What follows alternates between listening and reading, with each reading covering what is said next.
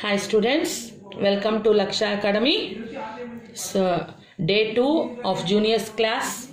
Today we are going to discuss the introductory part of botany, that is plants are classified basing on their habitat, lifespan, like that the topic we are going to discuss today. So depending on their habit means how they are growing. Depending on their habit, the plants are classified into.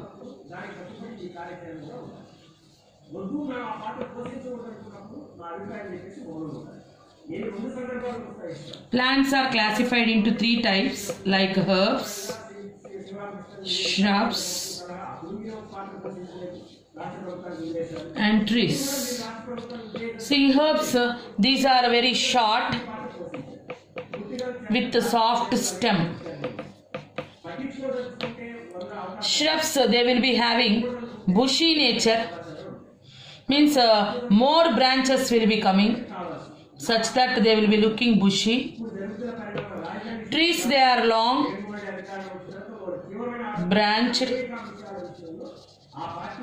So tall plants, they are known as trees. Like this, depending on the habit, the plants are classified into herbs, shrubs, and trees. Herbs, shrubs, and trees. So next, depending on habitat, plants are classified into different types, like means habitat means how they are growing, means where they are growing, in which environment they are growing, that comes under habitat. Depending on habitat, plants are classified into mesophytes,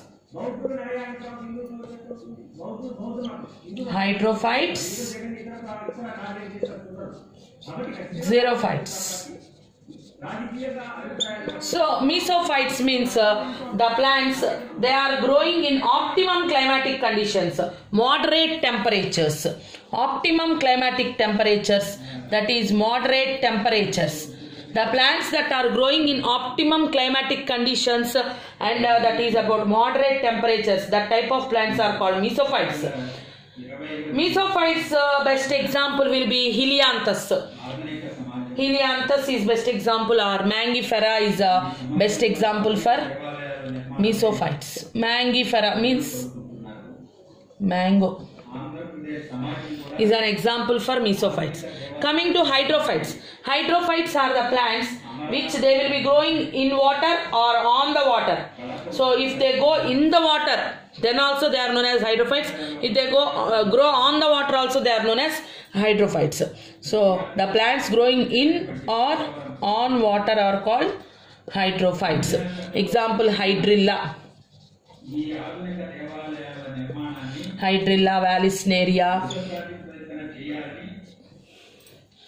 Nymphia, Nilambo, Pistia, Eichhornia. So many examples will be coming under hydrophytes. Coming to xerophytes.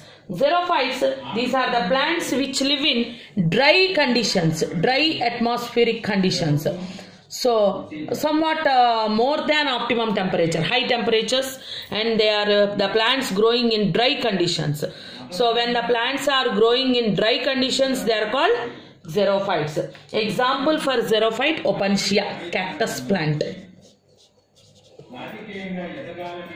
Example for xerophyte, Opuntia, cactus plant. So like this, depending on habit, plants are classified into herbs, shrubs, and trees. Depending on habitat, plants are classified into mesophytes, hydrophytes, xerophytes. More than this, if they grow on other plants, they are called epiphytes. If they grow in high salt concentrations, halophytes. If they grow on rocks, they are called lithophytes. These are other types. Basically, these 3 types will be coming. Additionally, basing on habitat, 3 more types can also be added, like epiphytes,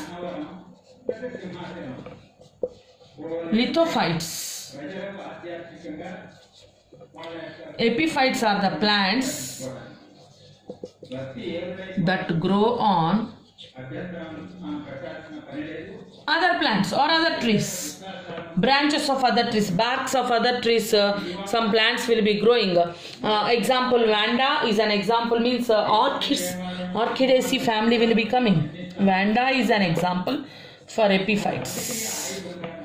Coming to lithophytes, these are the plants that grow on rocks. Plants that grow on rocks are called lithophytes. Examples, lichens.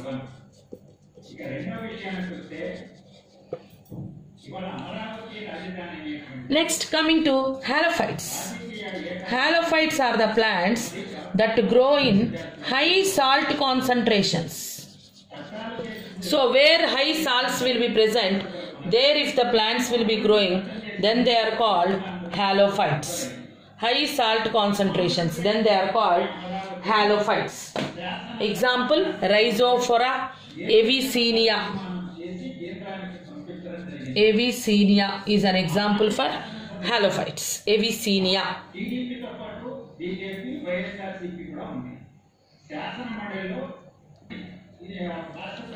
And depending on lifespan, the plants can be classified into ephemerals, annuals, biennials, and perennials. Sima, ephemerals. These are the plants which will be living for short periods. So short lifespan having plants are called ephemerals. Annuals are the plants which live for 1 year. So 1 year only they will grow. So the plants which can live only for 1 year, they are known as annuals. In this 1 year only they will complete their reproductive life and also their vegetative life. Everything they will be completing in 1 year only. Biennials, they live for 2 years. Perennials, they will grow for many years. Many years means hundreds of years, thousands of years some plants will be growing. Like that plants are called perennials. So about perennials we are discussing means the plants that will be living for many years are called perennials. Example, best example for perennial plants, we know about mango tree or about Ficus bengalensis, in the sense what they call banyan tree. All these plants, all these trees, they will grow for many years. Very famous best example is Ficus religiosa. It is also known as Bodhi tree. Bodhi tree, it was of 2500 years old. It was found at Gaya. It is known as Bodhi tree. The scientific name is Ficus religiosa. And depending on flowering, see, some plants will be flowering only once in their lifespan. Such type of plants are called monocarpic plants. Means they flowers only once in their lifespan. So in their entire lifespan, only one time flowering occurs. Such type of plants are called monocarpic plants. Example, bamboo tree. And coming to polycarpic plants or polycarpic trees. These polycarpic plants means the plants which flowers or flowering occurs many times. Once in a year or once in 6 months, like that. So many times in their lifespan. Many times in their lifespan. Such type of plants are called polycarpic plants. The flowering occurs more than one time in their lifespan. Such type of plants are called polycarpic plants. Example, best example, mango tree. The flowering occurs every year. So if we see our mango tree which will be growing in front of our house or anywhere, every year mangoes will be coming because flowering occurs every year. That's why mangoes will be coming every year. So mango tree is an example for polycarpic plants. So monocarpic means flowering occurs only once in a year. Polycarpic means flowering occurs every year. Means more than one time in their lifespan flowering occurs. Such type of plants are called polycarpic plants. And depending on nutrition, plants are classified into different types like autotrophic plants or autotrophs. Means most of the plants are autotrophs. Mostly the plants will be preparing their own food materials. So the plants which prepares their own food materials, they are known as autotrophic plants. So the plants which prepares their own food material are called autotrophs. So most of the plants will be coming under autotrophs only. And coming to some other plants which will be depending on other plants. Such type of plants are called parasitic plants. So parasites or parasitic plants. Parasitic plants, they depend on other plants for their food or water or anything. Depend on other plants. Such type of plants are called parasitic plants. So they depend on other plants for food or water and minerals, or all food, water and minerals. Such type of plants are called parasitic plants. Example, cuscuta. Example, cuscuta.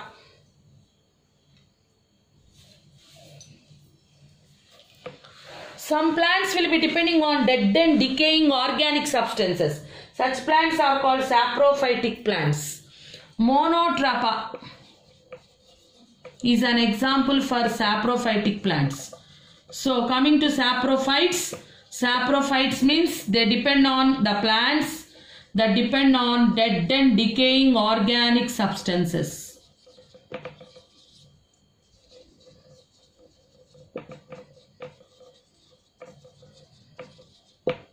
Such plants are called saprophytes. Example, monotrapa. Example is monotrapa. Coming to some other plants like insectivorous plants. Insectivorous plants. Already you came to know this in the 10th standard. Insectivorous plants means the plants which traps the insects with their leaves. They are also called as trap leaves. Such type of leaves are called trap leaves. Such plants which will be eating the insects. Such plants are called insectivorous plants. Example, Nepenthes, pitcher plant. Nepenthes is also known as pitcher plant. It is an example for insectivorous plants. Some other examples are also there, like this is about Nepenthes. It is known as pitcher plant. Other than Nepenthes, Utricularia, Dionia, Drosera are other examples for insectivorous plants. These are the different types of plants basing on their nutrition. And if flowering occurs in plants, they are known as flowering plants. If flowering will not occur in a plant, they will be coming under non-flowering plants. So depending on depending on arising of flowers or not, the plants can be classified into. Actually, the plant kingdom is classified into two groups like non-flowering plants and flowering plants. Non-flowering plants are called cryptogams. Flowering plants are called phanerogams. Cryptogams are non-flowering plants. Phanerogams are flowering plants.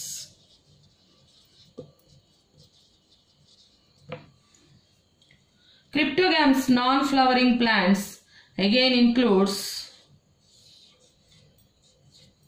division Thallophyta,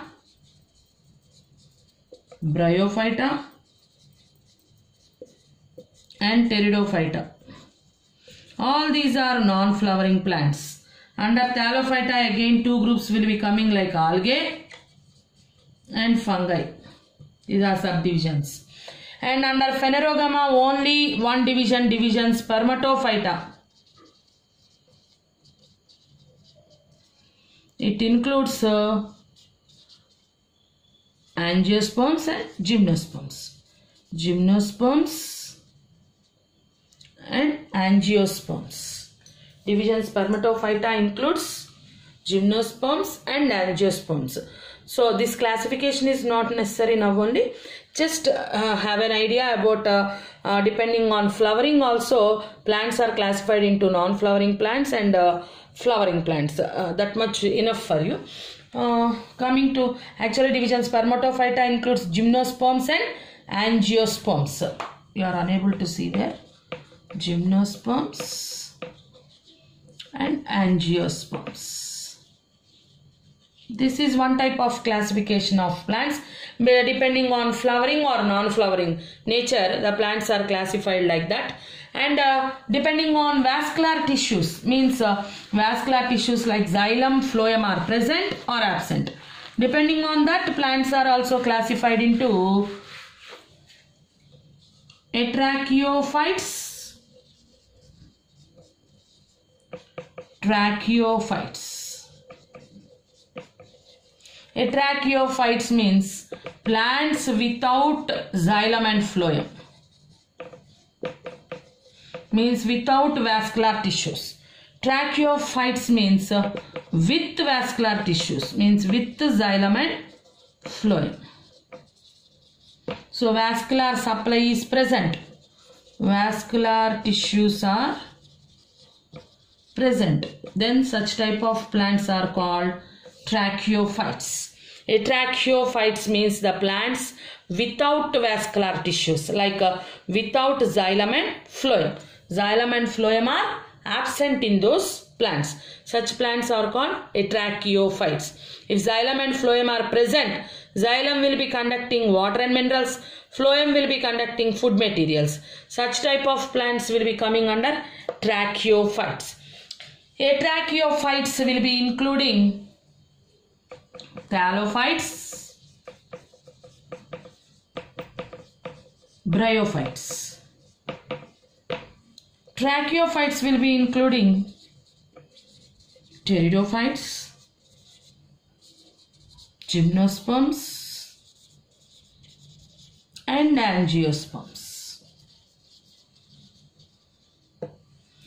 So like this we can classify the plants basing on vascular supply. If it is present means they will be coming under tracheophyta. If vascular supply is absent means they will be coming under atracheophytes. So that's all about different groups of plants. This is just an introduction class. Like this, the plants will be classified basing on their habitat, lifespan, depending on their vascular supply and depending on their flowering. Like this, different categories are there to classify the plant into different groups. So in our first year textbook we are going to discuss angiospermic plant. So how an angiospermic plants will be present. An angiospermic plant body will be having two parts.